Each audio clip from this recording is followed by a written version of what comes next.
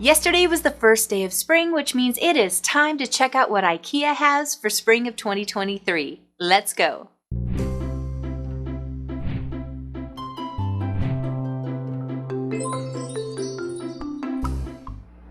Hello, I'm Noreen Burke. This is the Crafty Organizer, and on this channel, I love bringing you ways to organize, declutter, do upcycles, DIYs, and anything crafty. I also love a bargain, and IKEA is one of my favorite places to go because they have so many budget price points. You could find something that is super affordable, but maybe not the best made, all the way through things that are a little bit outside of my price point budget, but they're super well made. So there's always something you can find on the spectrum, and they have so many ways to customize it to fit your specific needs. Now, truly my favorite part of IKEA is walking through their showrooms and getting ideas for ways to creatively come up with storage and use their supplies in ways that you may not have thought of.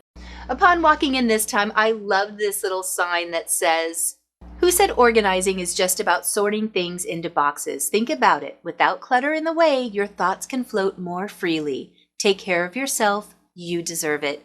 I loved that just to walk in. Lately, things have been hectic, and having that moment to just go, you're right. So let's just go window shopping for a little bit. It's free. IKEA kitchens are always one of my favorite things to look at because they're so inventive with ways to utilize space in a creative way that's aesthetically pleasing, but also easy to access. Imagine having all of your supplies and tools hanging on things that you can easily grab and reach. I love this idea, especially if you don't have a lot of drawers or cabinet space to store these things. I also like this open concept with the shelves being up high, meaning that you have space underneath them for those items that you may not have a cabinet or closet to put into. I also always like an island where it doubles as a place to sit because that means you don't need to have a small table in there. So this space really does speak well to me because you have plenty of surface area. I actually love that they have a drawer that has a solid area for cutting because sometimes our counter spaces get caught up with things. I'm noticing this season there's a lot more color, not necessarily in the items that they have, but the way that they're displaying them, encouraging for painting or customizing. This little mirror idea is super cute. It's just 16 glass tiles, but they painted the background so it looks like an outdoor window with panes. Kind of smart. This living room is a great example of why I like IKEA. The couch looks lovely with things behind it. It looks like it's probably a long table, but at closer inspection, the things on top are just sitting on a long shelf that's behind it, meaning there's hidden storage underneath. Another creative use is these lower cabinets side by side, meaning you have tons of storage space. You have that surface if you want to have anything decorative, but it creates an illusion of a purposeful built-in for the TV with open shelves next to it. Now here's an example of a bedroom where they made a beautiful closet. They did this by adding shelves and lights inside, which seems like a daunting task by building out a closet. They didn't put doors on it, they just used a simple curtain, which makes it inviting, but you can close it off when you don't want to see it. But the trick to this closet is it's customizable and modular and not that expensive because they're using track systems. You can find these at all of your big box stores. They're not very expensive, but it really allows you to move things around and customize what you need. In this case, they even have lower bars that are hanging from the shelves. They're using it for belts and scarves, but imagine using a shelf like that for your pants or shorts or skirts. These shelves are shallow and they have shoe boxes in them. It's a really creative way to use this space and not be pigeonholed the way the more custom, expensive cabinetry is. This is meant to be a TV stand, and I never thought about using it at the foot of the bed. It would double as a place to sit, but look at all of that storage that's easy to access.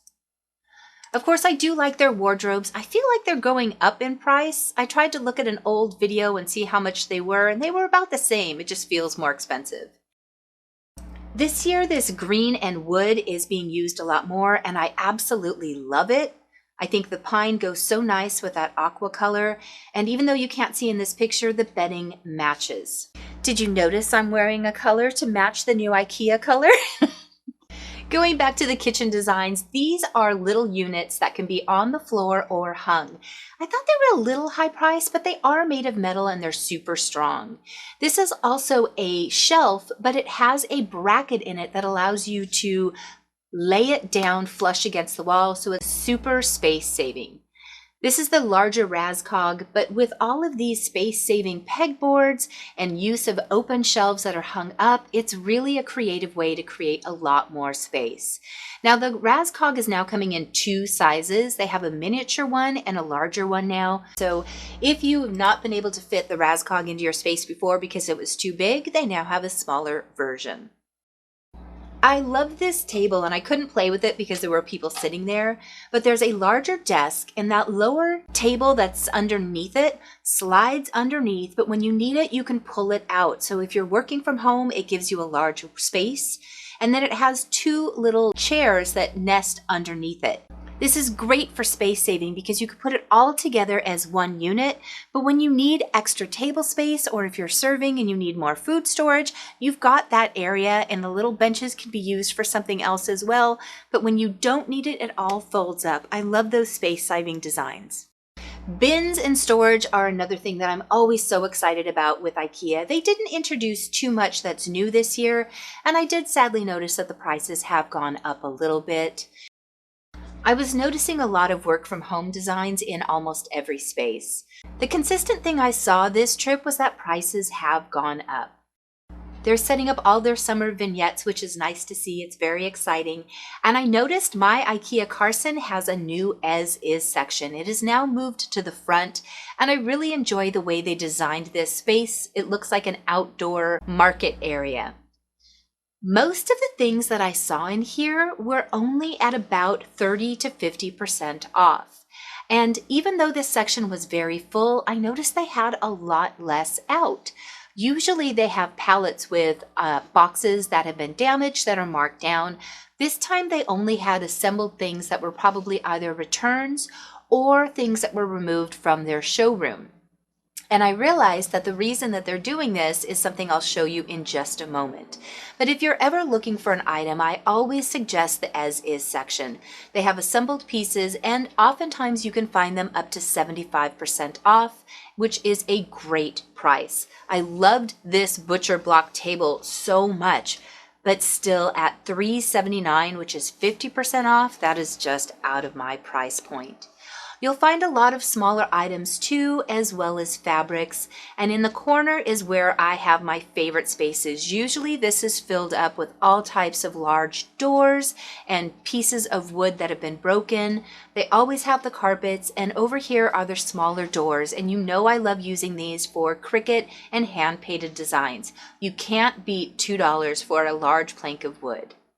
Now those pallets I was talking about with the boxes that have been damaged have now been converted into a book, which makes sense. They can control where it is and it's not taking up as much space. It will tell you exactly what's wrong with the item and what the current price point is. So be sure to check out this book if you're visiting IKEA.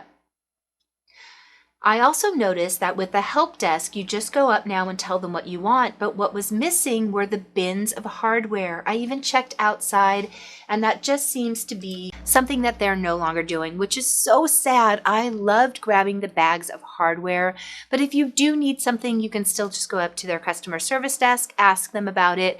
I don't know if they're charging for those items now, but I know they will still be able to get you most pieces that you need.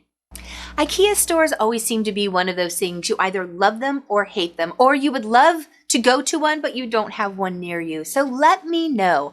I had read something that they were adding more stores, and they were also adding more of the showrooms where you go in and they have the floor plans laid out as examples, but they do not carry any inventory. I know they've been adding more of those. It's just a planning and design center.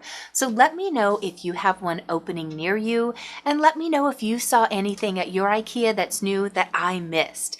I am lucky in Los Angeles to have 4 or 5 of them near me. I have one in Orange County, I have one out in Burbank, I have one in the Carson area, which is where I go most often, and I think there's another one that's out farther in Pasadena or something. So one of these days I'll get to all 5 in my areas, but this one is the closest to me, so I check it out as often as I can.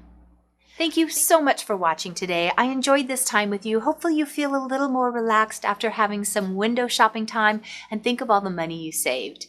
Thanks for watching. Thank you to my patrons, and I will see you in just a few days. Bye.